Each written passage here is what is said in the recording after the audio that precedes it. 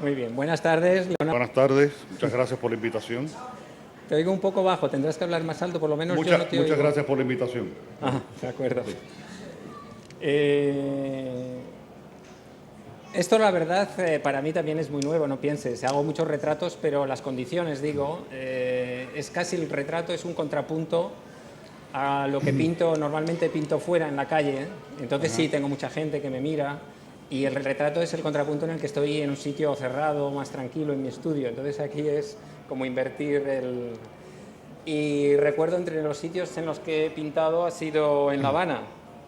Y lo que más se parece a esta situación, de hecho, porque en cada sitio en que voy la gente se comporta mirándome como pinto de una forma diferente. Es en La Habana porque se iba la gente y se ponía con su sillita alrededor y se tiraba, si estaba 2 horas, pues 2 horas allí mirando cómo pintaba, ¿no? Estaba pintando Eso habla muy bien de la productividad socialista.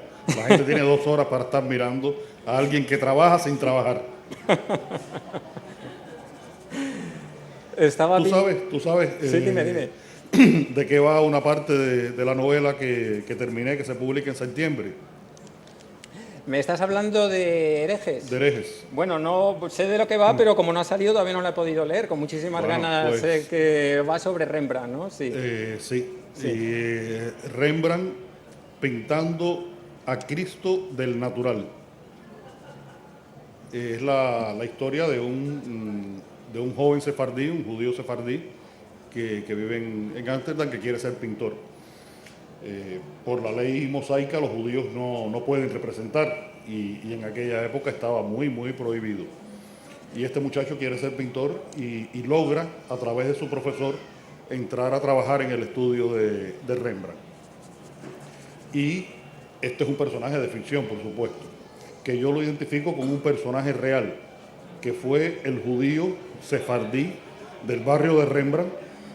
Rembrandt vivía en el barrio de los judíos, la judería de Ámsterdam de 1640, que le sirve de modelo para la serie de retratos de la cabeza de Cristo o retrato de un joven judío, que pintó Rembrandt entre el 48 y el 52, 53. Es decir, que tuve que estudiar bastante qué cosa es hacer un retrato y qué cosa pretendía nada más y nada menos que Rembrandt de un retrato. Sí, ahí va de hecho mi primera pregunta, que era sobre tu acercamiento a la pintura, porque bueno, hay también referentes, por supuesto, a varios pintores en El hombre que amaba a los perros, como es bueno, pues Diego Rivera, Frida Kahlo, Siqueiros.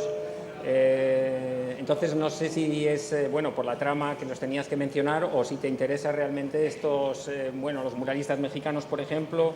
O sea, ¿cuál es tu aproximación a la pintura a nivel personal, independiente ya de que lo que hayas utilizado como personajes dentro de la literatura, ¿no? Sí, una de mis novelas anteriores, Paisaje de Otoño, el objeto del misterio de la novela es un supuesto cuadro de Matisse que hay en La Habana. Y bueno, trabajo bastante sobre la historia de ese posible cuadro de Matisse de la época fovista. En El hombre que amaba a los perros, estos 3 personajes, 3 de los más importantes pintores del siglo XX, aparecen porque realmente tuvieron una relación con Trotsky diferente en los 3 casos. Diego Rivera fue primero el protector de Trotsky, la persona que influyó sobre Lázaro Cárdenas para que Trotsky pudiera llegar a México. Después tuvieron varios desencuentros cuando Diego Rivera quiso ser el representante de la Cuarta Internacional, el representante mexicano de la Cuarta Internacional, y Trotsky se dio cuenta de que Rivera era un desastre como político. Era un gran pintor, pero un desastre como político. Con Frida ocurre algo que bueno, ya es conocido. En una época hubo una cierta nube sobre eso, pero se conoció desde el principio, y es que tuvieron un romance. Estuvieron relaciones sexuales durante una etapa corta, pero existieron esas relaciones, y Trotsky se enamoró bastante de Frida en aquel momento. Ella, yo creo que no se enamoraba de nadie. Y Siqueiros es uno de los que participa, fue un poco la cabeza visible del primer atentado que se le hace a Trotsky en México, el atentado fallido de mayo de 1940, anterior al de Mercader. Y esto se debe a que, sobre todo, Diego y Siqueiros tenían una militancia política muy, muy fuerte. Siqueiros incluso había estado aquí en España durante la Guerra Civil y más que pelear, lo que hizo fue hacer propaganda y tal, pero le gustaba que pensaran que él había sido un gran combatiente y le gustaba que sus amigos en México le dijeran el generalazo, es decir, como el gran general. Y con Siqueiros pasó una cosa simpática en La Habana. Él va al Salón de Mayo de La Habana del año 68 y había una pintora japonesa que nunca he podido recordar el nombre, me lo dijeron una vez y después lo olvidé. Y estaba en uno de los salones de exposición Siqueiros viendo el cuadro y se acercó la pintora japonesa, cogió impulso y le dio una tremenda patada en el culo a Siqueiros y le dijo, por Trotsky. Y ahora en esta novela, bueno, utilizo a Rembrandt como un personaje realmente muy importante, porque es una novela que tiene que ver con la libertad, con la opción del individuo de ejercer su libertad. Y el personaje principal es este judío sefardí, la relación que sostiene con Rembrandt es muy importante. Como tú sabes, Rembrandt fue un pintor que incluso en su momento de máxima notoriedad dentro de la sociedad de Ámsterdam de ese momento, los años 1640, 1650, tuvo actitudes bastante rebeldes. Su ronda nocturna es completamente diferente al resto de los retratos de grupos que se hacían. Sus autorretratos y los retratos que hizo fueron de los más notables de la época, pero no estaban en el gusto exacto que pedían los clientes, y eso le costó incluso que llegó a perder su casa y perdió incluso muchas de las obras que conservaba. Sí, si te acuerdas, en realidad la pregunta inicial, que me parece muy interesante todo lo que has dicho, por supuesto, pero entiendo que por la trama hay ciertos pintores, ciertos personajes que te interesan, ¿no? De hecho, en El hombre que amaba a los perros te das cuenta de que los protagonistas históricos, bueno, pues no es que precisamente te caigan incluso simpáticos, ¿no? Lo cual me sorprende porque en un estudio tan extenso como puede ser a nivel histórico, y te habrá llevado varios años, que es comparable pues a hacer una tesis y no mayor, normalmente el que hace una tesis es porque le gusta el personaje, es decir, se enamora. Si yo hago a alguien sobre un pintor es porque ese pintor me atrae, no lo hago sobre uno que a lo mejor me parezca mediocre o no me interese tanto.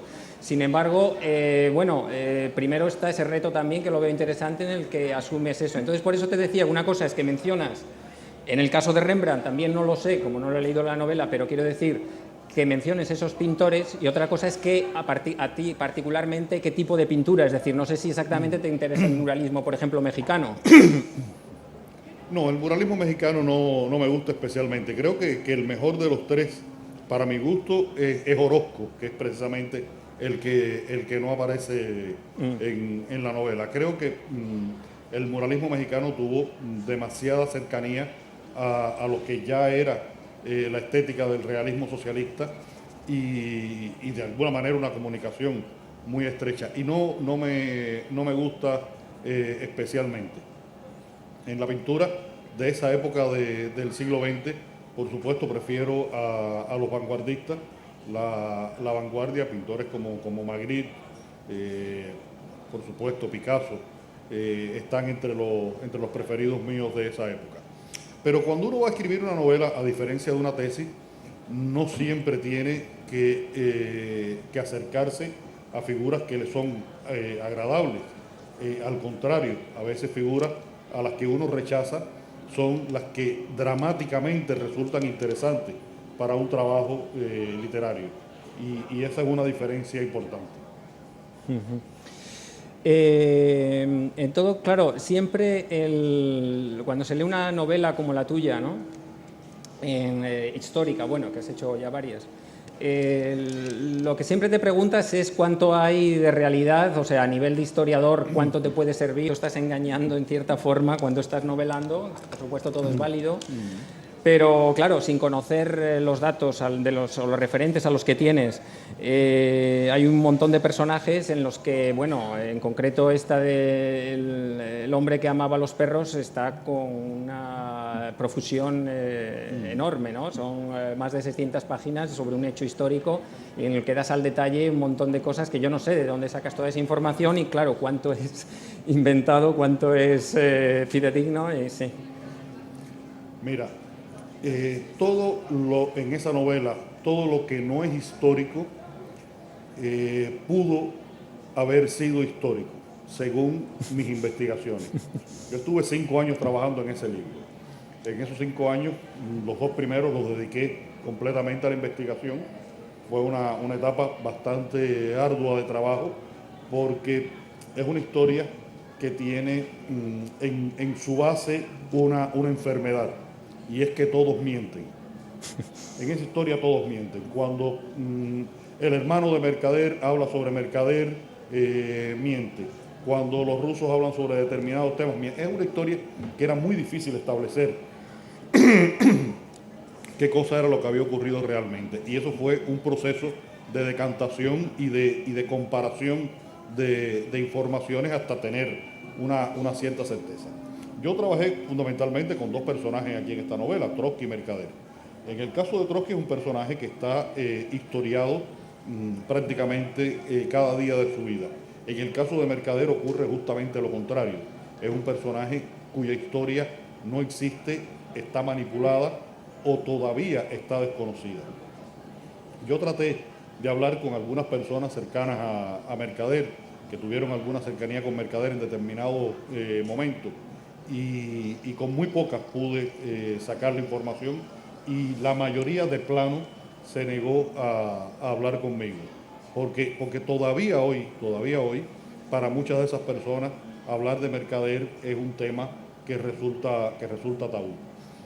Pero eso es bueno para el novelista también, porque a la vez que tienes un boceto y voy a hablar ahora en términos de pintura, tienes un boceto del personaje, puedes construir el retrato. Y fue lo que pude hacer con Mercader, con los datos reales que existían, con las informaciones colaterales que habían de su época y con informaciones que complementaban lo que pudo haber ocurrido con respecto a la vida de Ramón Mercader y su madre Caridad del Río. Terminé de construir el personaje. Ya cuando uno termina la novela, realmente no sabe qué cosa es historia y qué cosa es ficción. Por supuesto, hay datos que son comprobadamente históricos. El 2 de mayo en Barcelona es un acontecimiento histórico que ocurrió el 2 de mayo en Barcelona, o la muerte de Trotsky en agosto de 1940, ocurrió el 20 de agosto de 1940. Pero ya hay toda una serie de elementos que están alrededor de la historia en los cuales uno empieza a perder la perspectiva. Y es necesario perder esa perspectiva, porque no estás escribiendo historia, estás escribiendo novela. Y en la novela tienes la licencia de poder manipular los hechos para que funcionen dramáticamente en función de lo que es una novela. La historia y la vida real tienen una dramaturgia especial. La novela tiene otra, que es la que responde a las reglas precisamente de la dramaturgia de una novela. Hay un personaje que aparece ya desde el principio de la novela, que es Kotov, con el nombre de Kotov, Eitington. Hay una frase que me gusta cuando le mencionas y describiendo a este personaje que habla muchos idiomas, es un espía ruso, ¿no? Y una de las cosas que me hace gracia es que dices que es capaz de leer una novela de más de 500 páginas en una noche. Entonces, claro, tu novela que tiene 600 páginas, yo no sé si es una ironía, bueno, no sé, primero también habría que preguntarse si esto es verídico, si este personaje es como lo describes en ese aspecto. Eitington es un personaje real y lo que cuento de él es bastante real. Hace poco me regalaron un libro que pues, me llegó después de haber escrito la novela sobre la historia de la familia Eitingon. La familia Eitingon es una familia de judíos, una parte vivió en Austria, otra parte vivió en Ucrania y Rusia, y fue una de las familias de judíos ilustrados más importantes de principios del siglo XX. Uno de los Eitingon, por ejemplo, perteneció al círculo cercano a Freud, es decir, era psicoanalista también. Había una condesa de Eitingon, de esa familia, y este hombre, que tenía una cierta preparación, una cierta cultura, que provenía de esta familia, curiosamente se hace miembro de la Checa, que era como se llamaba en aquel momento el servicio de inteligencia ruso, para poder tener un par de zapatos, unas botas y cigarrillos, que eran algunos de los privilegios que tenían los miembros de la Checa. Yo creo que el hecho de que fuera un hombre como Eitingon el que prepara toda la trama, todo el complot para el asesinato de Trotsky, cómo escogió a Ramón Mercader, cómo preparó a Ramón Mercader, cómo montó todo con 3, 4 años de anticipación, lo que terminaría siendo el asesinato de Trotsky, demuestra por qué los judíos rusos son campeones mundiales de ajedrez. Porque tuvo una visión, fue una partida de ajedrez realmente lo que hizo, y en la jugada 8 ya sabía lo que iba a ocurrir en la jugada 48. Tuvo esa visión larga de construir toda una trama en la cual Trotsky cayó prácticamente indefenso en las manos de Ramón Mercader. Volviendo otra vez a estas 600 páginas, yo las he disfrutado mucho. De todas formas, bueno, quizás te las hayas leído. Hay algunas críticas en las que dicen este hombre se ha extendido tanto. Hay ciertas críticas sobre la amplitud de todo esto, ¿no?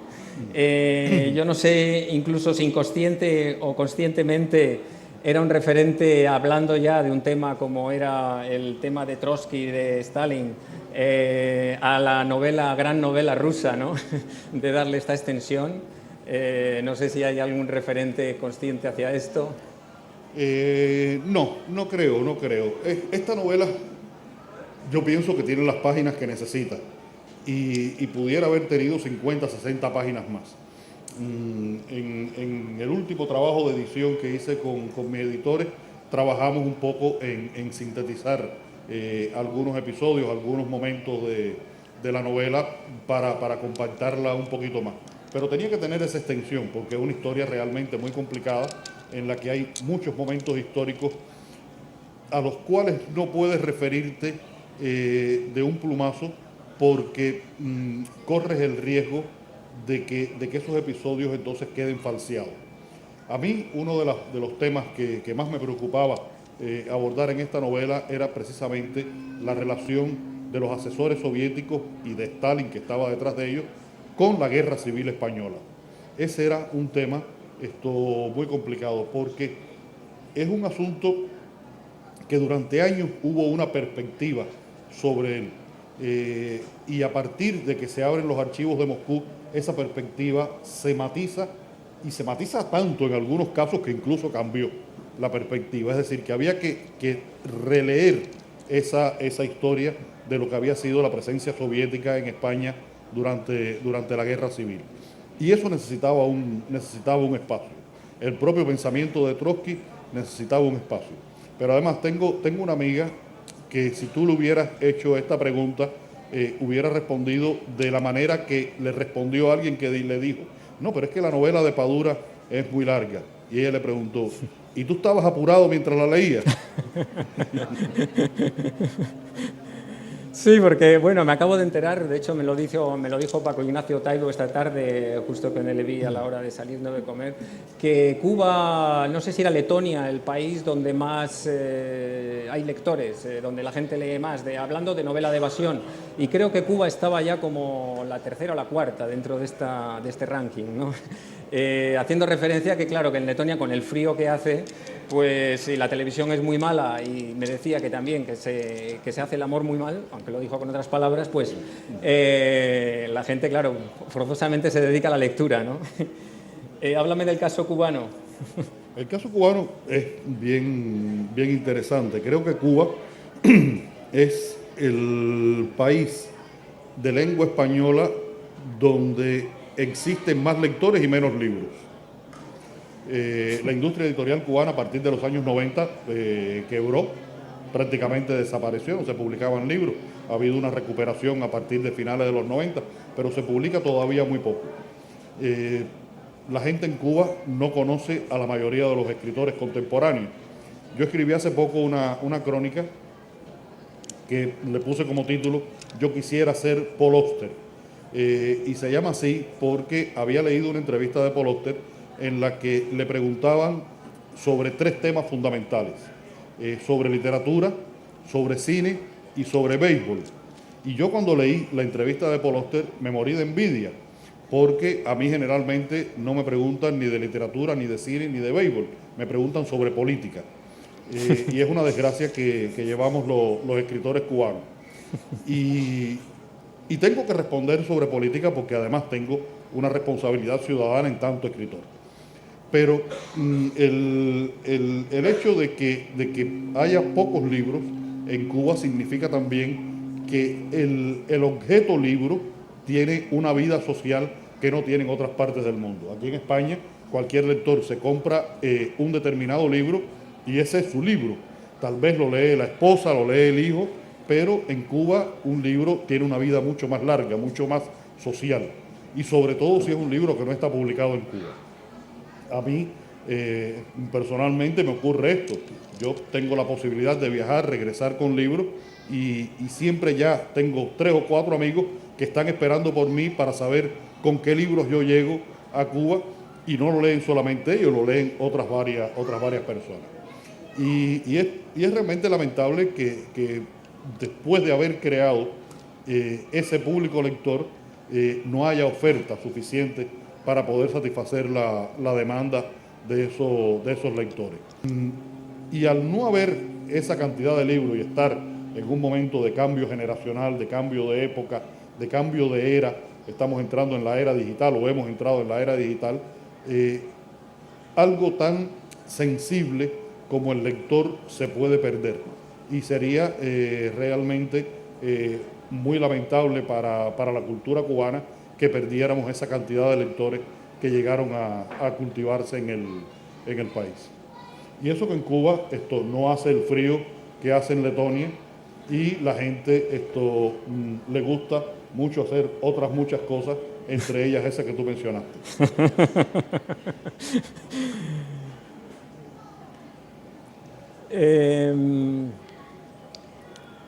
En la haces una referencia, volviendo otra vez a la novela del hombre que amaba a los perros, al final, un poco a su relación mercader, bueno, no es descubrir nada porque, quiero decir, para el que no haya leído la novela, pues bueno, el final lo sabemos desde el principio.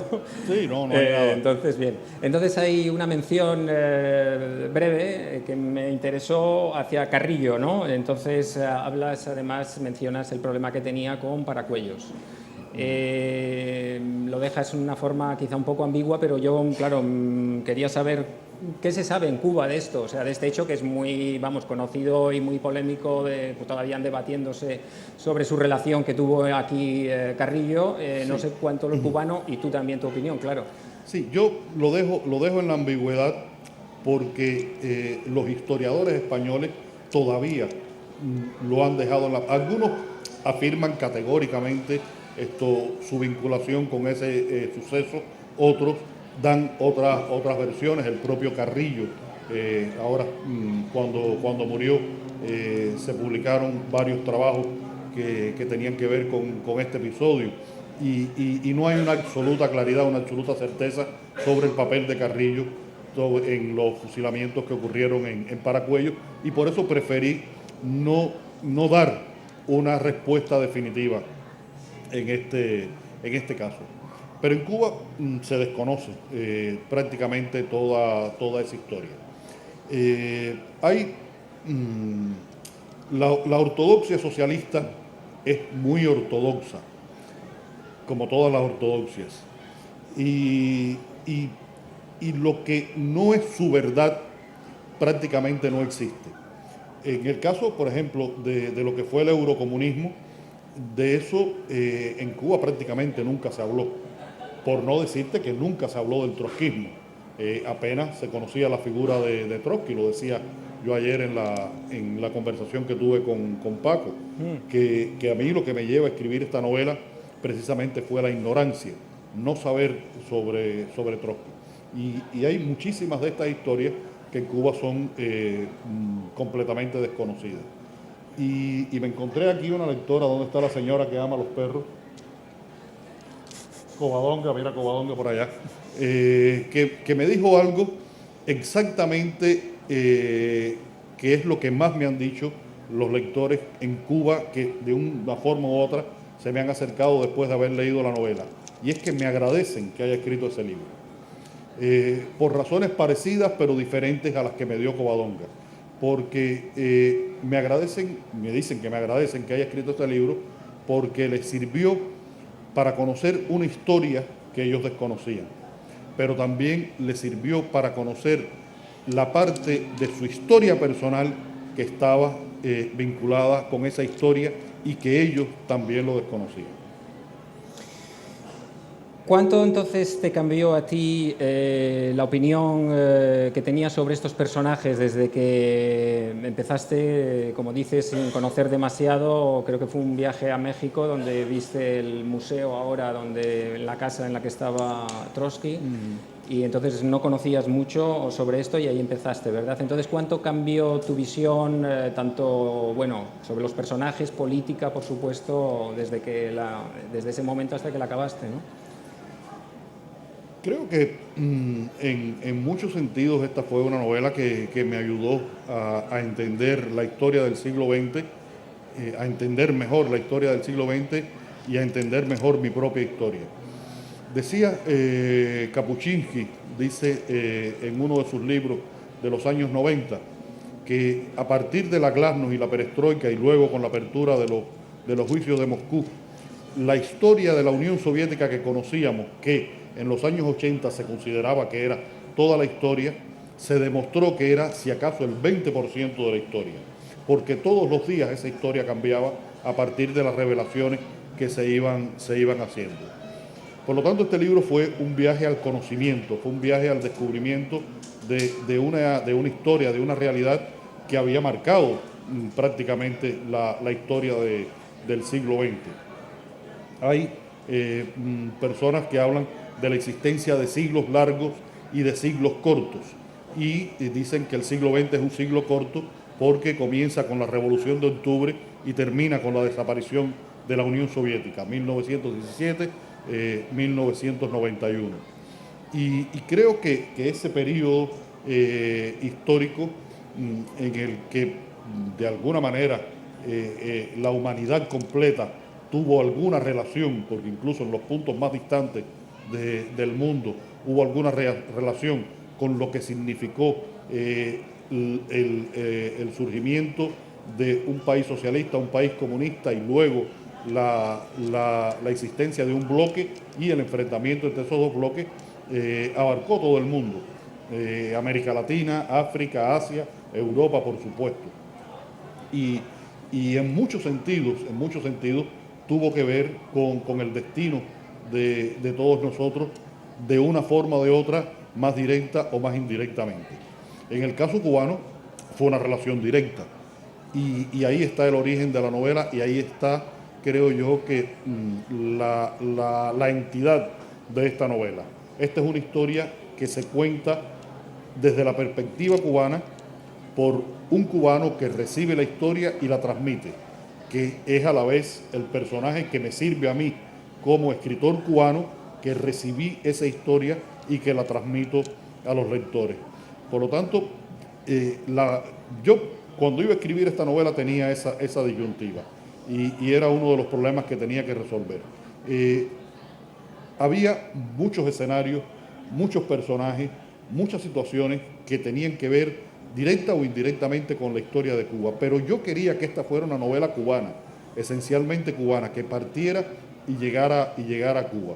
Y de ahí la existencia de este personaje, el tercer personaje importante de la historia, que es Iván, el que recibe y transmite la historia. El hombre, el escritor, el joven escritor, que se encuentra un día a Ramón Mercader en una playa de La Habana, algo que pudo haberme pasado a mí y pudo haberle pasado a muchas otras personas en Cuba. ¿Esto el ruido? Ah, no, el ruido es de fuera, me parece. Los retos, se ha subido un poco. Los retos mayores de la novela, por ejemplo, hablas las mejores ideas, dices dentro de los agradecimientos que se las debes a Lucía. Entonces, ¿a qué te refieres con esto?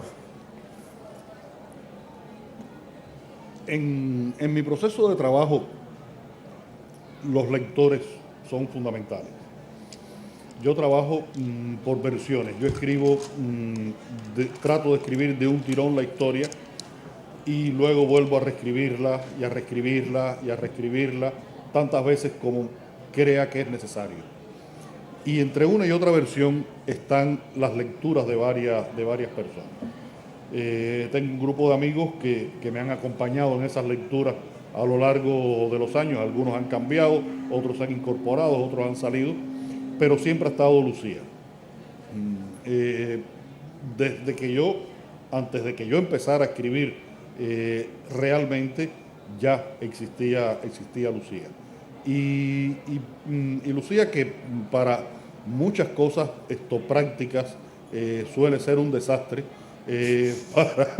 para saber qué cosa no funciona en una novela, tiene una intuición especial. Y me ayuda mucho con sus lecturas, además de que me hace el almuerzo y la comida todos los días. Porque entonces, la elaboración, es decir, desde que la comienzas hasta que la acabas, tienes una idea, por ejemplo, la extensión, hemos hablado, tenías una idea clara de que iba a ser una cosa extensa. Sí, esta novela tenía que ser una novela extensa, sí, inevitablemente. Entonces, digamos, ¿cuánto evoluciona desde tu primer origen? O sea, ya que estamos aquí viendo la gente descubriendo mi proceso, también en un paralelismo me gustaría que tú descubrieras un poco ese proceso, ¿no? Lo que te parece interesante dentro de eso, ¿no? Esa parte hasta pornográfica, digamos, de la creación, ¿no? De lo que hay detrás, que la gente no ve porque ve el resultado final, como en un cuadro normalmente no ve todo esto, claro. Sí, pero me preguntas a través de los libros o en este libro en específico. Bueno, no, los puedes extender a todos los libros si quieres, si hay algo general en el proceso, o específicamente si quieres algo definitorio de este libro que haya sido distinto. También en mis cuadros los procesos son diferentes, pero bueno, puede haber una cosa general. Son dos preguntas, sí. Sí, mira, cada libro tiene su propia historia, porque lo primero que ocurre es que cuando uno escribe una novela, la termina y comienza a escribir otra novela, ya es un escritor diferente, ya no es el mismo escritor. Hay un proceso de aprendizaje, de experiencia, de cambio en la manera de entender la literatura y en la vida propia. Por lo tanto, ningún libro se escribe en las mismas condiciones. Uno lo que va descubriendo son métodos que le funcionan mejor que otros y que pueden cumplirse en cada uno de los libros que escribe. Este que te dije, por ejemplo, de escribir por versiones, fue una necesidad. Y el descubrimiento importante fue que entre una versión y otra, los lectores me ayudan muchísimo a clarificar qué cosa es lo que yo quiero decir. Yo creo que el reto en la literatura está entre lo que uno pretende decir y lo que logra decir. Entre más se acerquen las pretensiones y los logros, más conseguida está la novela. Por eso yo creo, por ejemplo, que mi libro más conseguido, mi mejor novela, es La novela de mi vida. Porque creo que es el libro donde, a nivel de estructura, de lenguaje, de personaje, de conceptos, de propósitos, hay un mayor equilibrio, una mayor posibilidad de acercamiento entre lo que yo pretendía decir y lo que logré decir. Fue una novela muy difícil de escribir. A mí cada vez me cuesta más trabajo escribir las novelas porque me voy complicando la existencia con ellas. Esta es sobre José María Heredia, es la que me estás hablando. Sobre José María Heredia, sí. Que tiene, bueno, la historia de Heredia, la de su hijo y la historia del investigador que vive en España y que regresa a Cuba a buscar los papeles perdidos de Heredia. Y ahora en Herejes fue otra novela que me compliqué mucho entre lo que quería decir y lo que iba logrando decir, porque es una novela que tiene como asunto fundamental un tema muy denso y muy complicado, que es el precio que paga el individuo por ejercitar su libertad individual. En cualquier sociedad, incluso en las sociedades donde se dice que mayor libertad hay para el individuo, siempre hay elementos que están conspirando contra esa libertad individual. Y fue una novela que en ese sentido me complicó mucho su escritura, porque tenía un trasfondo de alguna manera filosófico, pero no estaba escribiendo filosofía, estaba escribiendo novela. Además soy incapaz de escribir filosofía. Y eso hace que cada trabajo tenga sus propios requerimientos, tenga sus propias exigencias. Y si algún día pienso que sé escribir novelas y que sé cómo voy a escribir la próxima novela, realmente eso significaría que estoy muy jodido, porque significaría que estoy mecanizando un proceso que tiene que tener una capacidad de descubrimiento en cada uno de los momentos en que uno escribe que caracterice a ese libro. Es decir, que uno aprende realmente, por supuesto, la profesionalidad existe. Tú ahora haces un retrato con una capacidad que no tenías hace 20 años, pero siempre es un reto, y si no te lo propones como un reto, esto, pues bueno, ya un poco pierde el sentido artístico, pierde además esa capacidad de sorprenderte a ti mismo encontrando cosas que ni siquiera te habías imaginado que podías encontrar. Dime entonces, ya que nos contaste un poco el origen del otro libro, del hombre que amaba a los perros, José María Heredia, ¿cómo fue el acercamiento? ¿Cómo surgió esta idea? Porque aquí no es un personaje muy conocido, no lo sé allí si en La Habana es muy conocido, supongo que más que aquí, pero en fin, ¿cómo fue el acercamiento a este personaje? Heredia es la génesis, está en el principio de todo. Heredia es el primer poeta cubano, es el primer romántico de la poesía latinoamericana, es el primer independentista cubano, es el primer exiliado cubano, es el primer desencantado cubano. Y cuando la novela esa tiene un origen muy peculiar. Estoy leyendo un libro que no tiene absolutamente nada que ver con Heredia, pero en el que aparece una frase de Heredia en la que él dice justamente lo que es el título de la novela y lo que me llevó a escribir la novela. ¿Cuándo acabará la novela de mi vida para que comience su realidad? Esta frase él la escribe en una carta que le envía a su tío desde el Niágara, cuando está ya en el exilio norteamericano, ya por sus ideales independentistas. Visita el Niágara, escribe la Oda Niágara, que es el poema más grande de la literatura cubana, lo escribe además con 21 años, y este hombre, viendo las cataratas del Niágara y viendo lo que ha sido su vida hasta ese momento, se pregunta si su vida es una novela. Y de pronto me dije, bueno, coño, si Heredia se preguntaba si su vida es una novela, ¿cómo es posible que no se haya escrito la novela de la vida de Heredia? Y a partir de ahí vino la idea. Por supuesto, tuve que hacer a Heredia.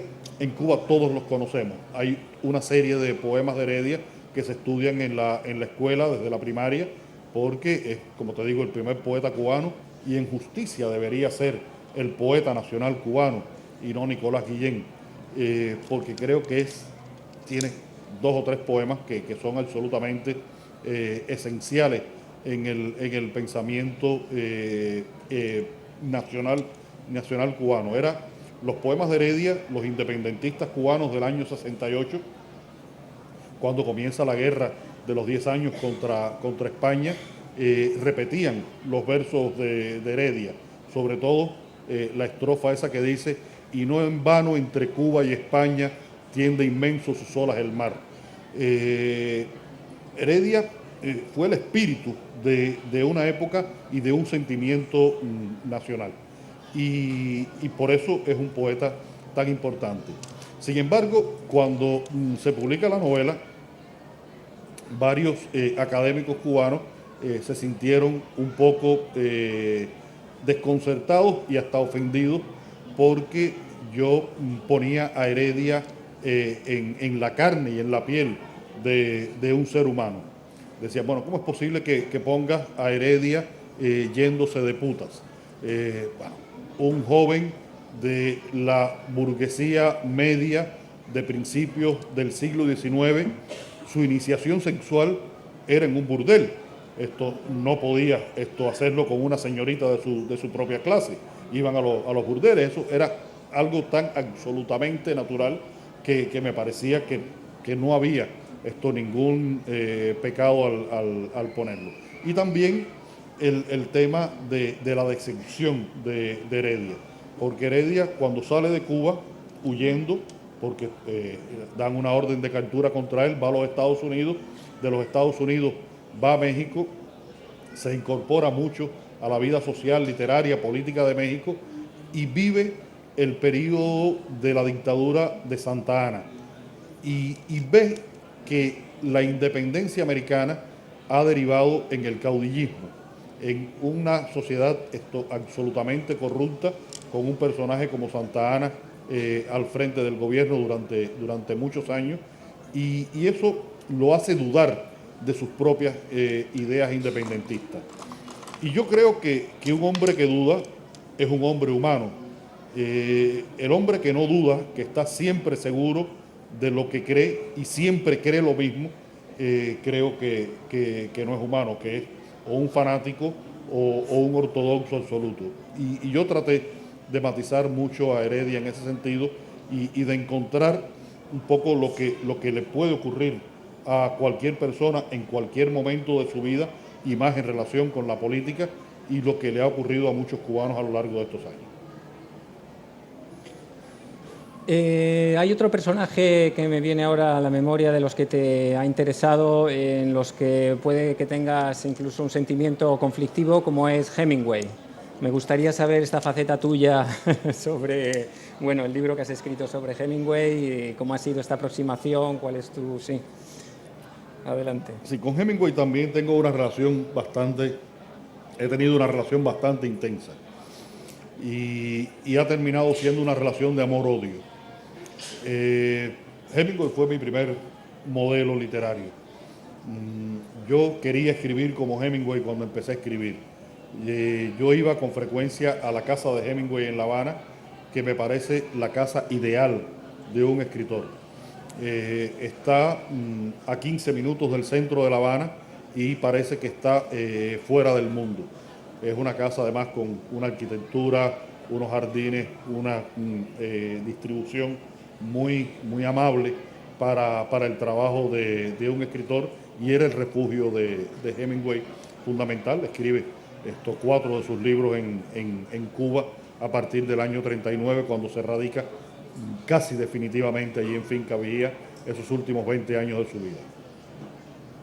Y ese modelo de Hemingway, de escritor, del tipo de literatura que escribía, me deslumbró en un primer momento.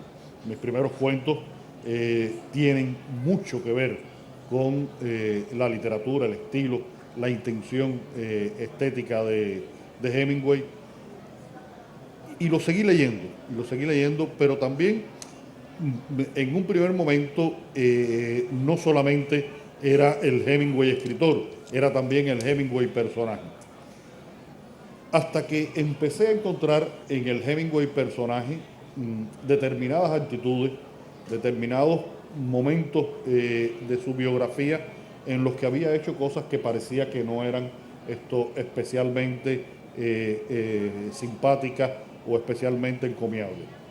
Y creo que lo que fue la gota que colmó la copa fue el conflicto que tuvo con John Dos Passos, precisamente aquí en España, durante la Guerra Civil, a raíz del asesinato de Robles. Ignacio Martínez de Pisón cuenta muy bien esta historia en Enterrada a los Muertos. Yo escribí Adiós Hemingway antes de que Ignacio hubiera escrito el libro, y creo que si yo hubiera leído el libro de Ignacio, tal vez Adiós Hemingway lo hubiera escrito de otra manera. Pero este de todas maneras es un episodio nada más en la historia de esta novela, pero es un episodio muy importante en la historia de mi relación con Hemingway. Un acontecimiento como este, su relación con las mujeres, lo que fui conociendo a lo largo de los años, y sobre todo lo que creo que me molestó más en sentido general fue la certeza de que Hemingway se había creado a sí mismo como personaje, de que él había montado un gran personaje que fue el que le permitió tener esa tremenda popularidad y presencia universal que llegó a tener. Era un poco el modelo del escritor norteamericano y el modelo del escritor. Tanto que, por ejemplo, en Cuba, tú le preguntas a cualquier persona que va por la calle, dime el nombre de un escritor, y todo el mundo te va a decir José Martí. Y si le dice, dime otro, te va a decir Hemingway, porque en Cuba le dicen Hemingway. Porque es el modelo de escritores. En Cuba está completamente publicada la obra de Hemingway. Bueno, faltan ahora algunos libros recientes que se han publicado de cartas y novelas que no estaban terminadas por Hemingway y que su viuda decidió publicar después, como El Jardín del Edén y tal. Pero es un escritor muy, muy conocido, y La Finca Vigía, un lugar de referencia en Cuba. Y yo traté en Adiós Hemingway de resolver mi problema personal con Hemingway de una forma interior. Yo tenía dos opciones: escribir un ensayo o escribir una novela. Y preferí escribir la novela porque así lo podía ver desde dentro. Y lo que hice fue que, para poder crear esta novela y hacerlo desde esa intimidad, pues llamé a mi amigo Mario Conde y le dije: Conde, ayúdame a resolver este problema que tengo con Hemingway. Y le entregué la historia, y ahí está Adiós Hemingway con Mario Conde también como protagonista. Yo, como vengo de la pintura, no sé si sería comparable en cierta forma la fascinación que hay por Hemingway entre los escritores, ¿no? Has nombrado a Martínez de Pisón, efectivamente. Haldeman también tiene una, no sé si la conoces, la novela del engaño Hemingway, en el que hay otras cosas que han pasado. En fin, en cierta forma no sé si es comparable al Picasso en pintura, ¿no? De que todo el mundo lo tiene como un referente, porque es una figura también por su biografía, no solo ya su obra, por supuesto, ¿no? En cierta forma no sé si es comparable, ¿no?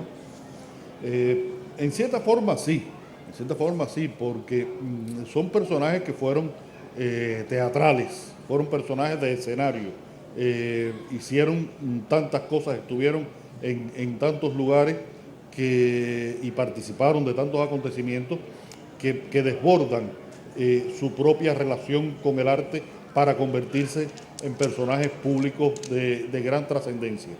Y como mismo te digo que en estos momentos Hemingway como persona no es uno de la gente con las que quisiera viajar al lado en un tren. Creo que con Picasso tampoco. Creo que Picasso es un personaje que no me satisface del todo con determinadas actitudes que tuvo a lo largo de su vida. Su relación con las mujeres me parece que fue bastante complicado, por decir algo amable. Sí. Mira, dime. El propio Salinger lo decía, y yo lo utilizo en una con Conde, en el caso de los escritores específicamente. Y es que él decía que a veces a los escritores lo mejor era solamente leerlos y no conocerlos. Y yo creo que tenía razón en muchos casos. Entonces, ¿qué hacemos aquí? No, yo que yo soy buena gente. Sí, no creas que más de alguno me lo ha dicho. Si te interesa un escritor, no le pintes o no le conozcas, ¿no? Y la verdad que yo disfruto mucho en estos proyectos, no sé hasta qué punto, bueno, puedo conocerte, esto es una pose en cierta forma, pero es tu retrato, ¿no? Hablando ya como, bueno, por ejemplo, hay preguntas al ser un retrato más personales, si quieres no las puedes responder, pero ya que hablábamos de esta novela del hombre que siempre estoy como pensando en vez de los perros en los caballos, no sé por qué, pero... la acabas de una forma en la que mencionas algo que para mí me parece interesante, que es la mortalidad, ¿no? Hablas de cuánto quedará de, no sé exactamente la frase, bueno, tú te acordarás, no lo sé, cuánto quedará de esto en el más allá, algo así. Hablas un poco del más allá con otras palabras, ni siquiera nombras más allá. Entonces no sé cuánto te preocupa a ti personalmente a nivel la inmortalidad como creador y luego la inmortalidad de tu alma, es decir, no sé en esto si quieres contar algo. Sí.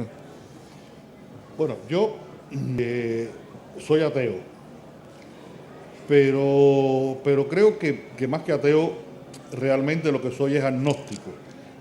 Tengo dudas. Yo dudo mucho con respecto a este tema de si existe algo más que la vida material. A veces yo veo la organización del mundo y digo, bueno, tiene que haber habido algo que lo organizara.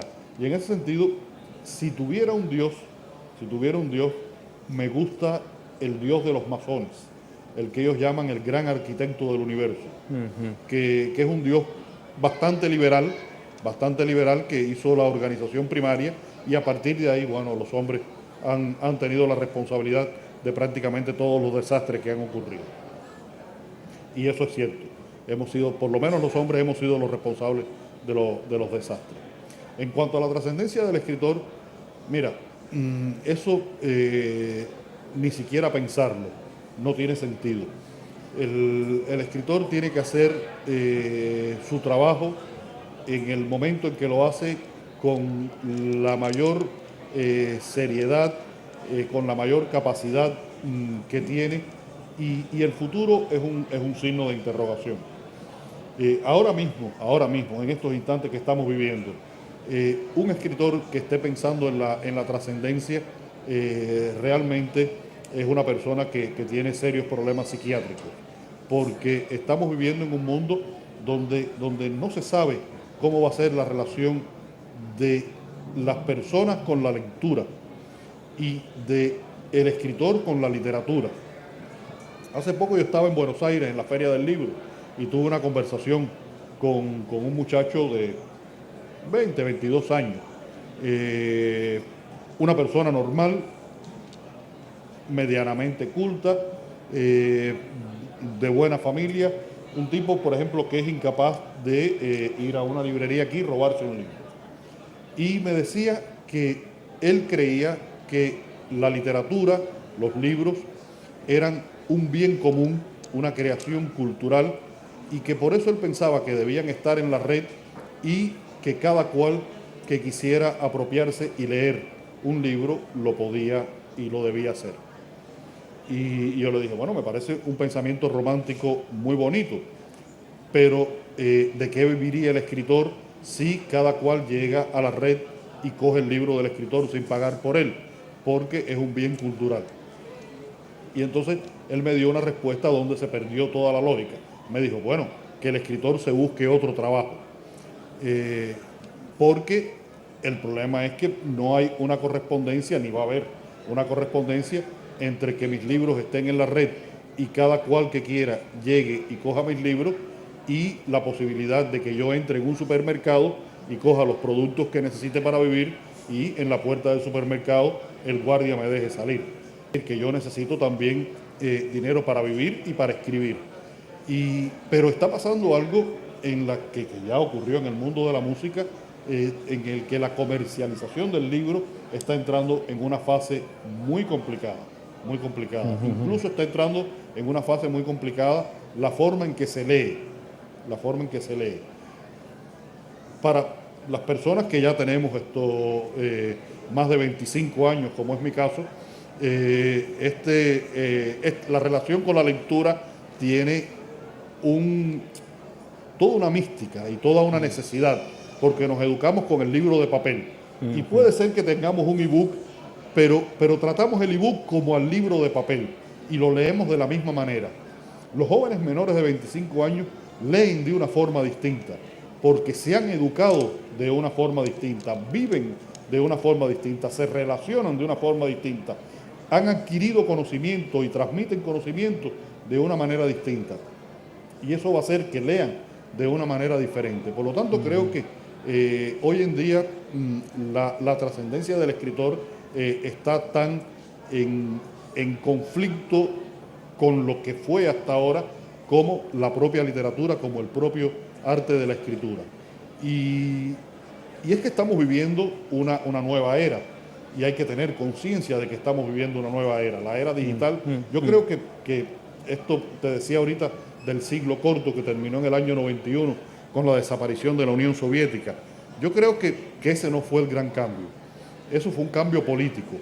Pero el gran cambio para la humanidad ha sido la llegada de la era digital. Es decir, la superación de la era moderna por la llegada de la era digital. Yo pienso que, entre otras causas, por ejemplo, la crisis que se está viviendo en Europa tiene mucho que ver con la falta de preparación, con la falta de preparación que tenían las sociedades, los políticos, las personas, con respecto a lo que significa el cambio de era que se está produciendo. Y eso, por supuesto, que generó una crisis. Hay muchos otros elementos, por supuesto, envueltos en este proceso. Pero creo que ese es uno significativo del cual no tuvimos conciencia a tiempo y del que creo que todavía no tenemos toda la conciencia que deberíamos tener. Me han dicho que estás agotando la cinta, va a haber un minuto para cambiarla porque quiero hacerte una última pregunta y el último minuto también para que veas el cuadro. Entonces, porque no quiero que se interrumpa y queda un poco feo, mejor vamos a hacer una pausa de un minuto. ¿Grabando ya? Perfecto, seguimos, sí.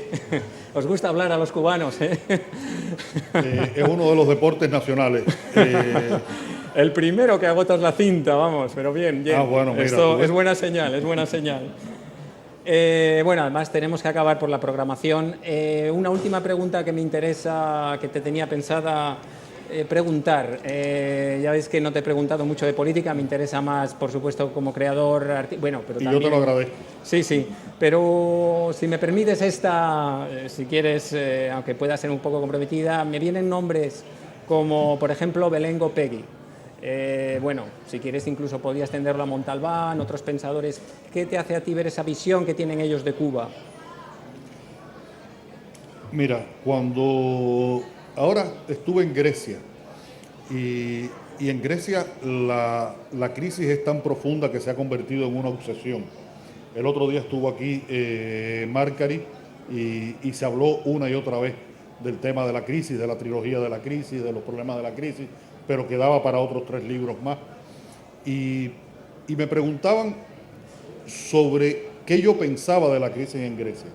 Y yo les decía, mira, me parece que sería una falta de respeto de mi parte, después de 3 días de estar en Atenas, que yo, y con información libresca, que yo hablara de la crisis. Porque la crisis no solamente es lo que dicen los periódicos o lo que dicen los libros o lo que yo he podido ver en 3 días. Son muchas historias personales. Es una vivencia muy interior. Y por eso me parece que le faltaría el respeto a los griegos hablando de lo que es su realidad. Y creo que eso ha ocurrido mucho con Cuba, que gentes que han pasado por Cuba durante una estancia breve en la que no han vivido los problemas reales que viven los cubanos cotidianamente y que luego emiten opiniones a favor o en contra. Ha habido de todo. Algunas más matizadas, unas menos matizadas, unas más de defensa ortodoxa, unas de más agresividad política, pero yo creo que una realidad únicamente uno puede juzgarla con un conocimiento íntimo, puede juzgarla realmente con un conocimiento íntimo. Todos tenemos derecho a opinar sobre lo que nos dé la gana, es uno de los derechos que debemos tener, pero la opinión responsable tiene que partir del conocimiento responsable. Hace poco hubo un señor norteamericano que vino a Cuba para demostrar que era posible vivir en Cuba con $1 diario y que podías vivir bien con $1 diario. Este señor, por supuesto, en esos 30 días, me imagino que perdió 5 o 6 kilos de peso. No murió, pero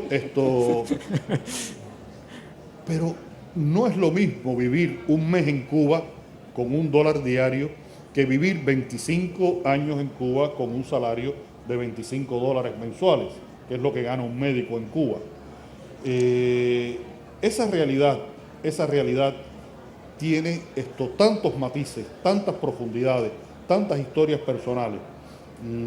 Si ese señor norteamericano, por ejemplo, fuera un cubano americano que vive en Miami y tiene un hermano que vive en Cuba y le manda todos los meses $100, $100 para alguien que vive en los Estados Unidos es dinero de bolsillo.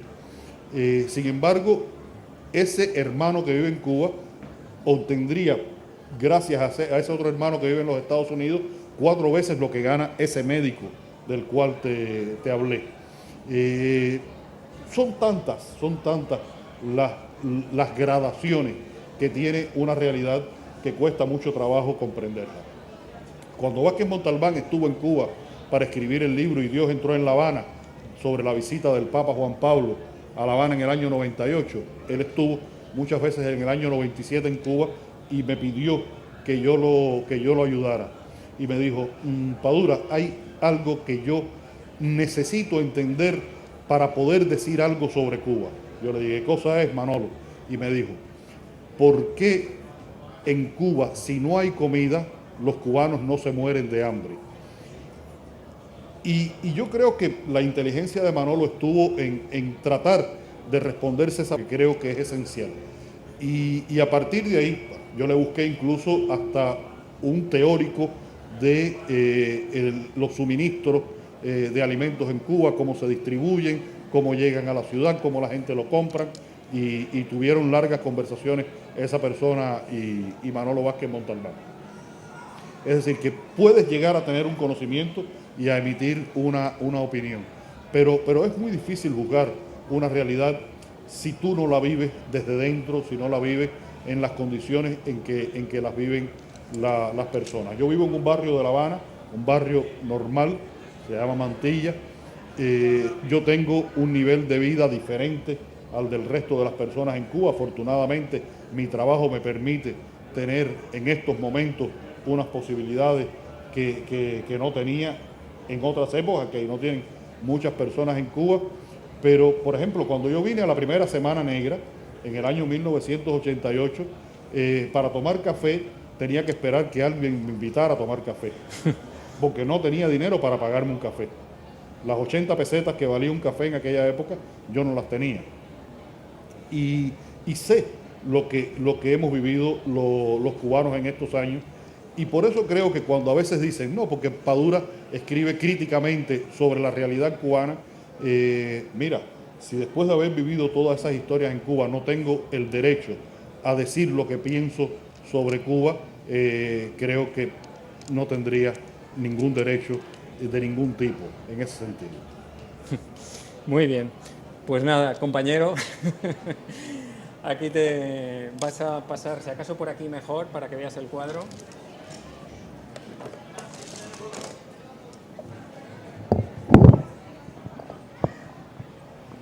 ¿Estás bien por aquí? Sí.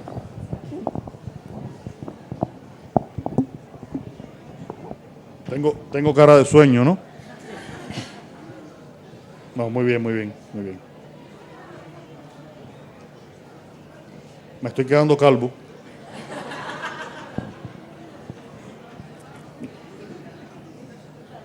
Muchas gracias. Muchas gracias.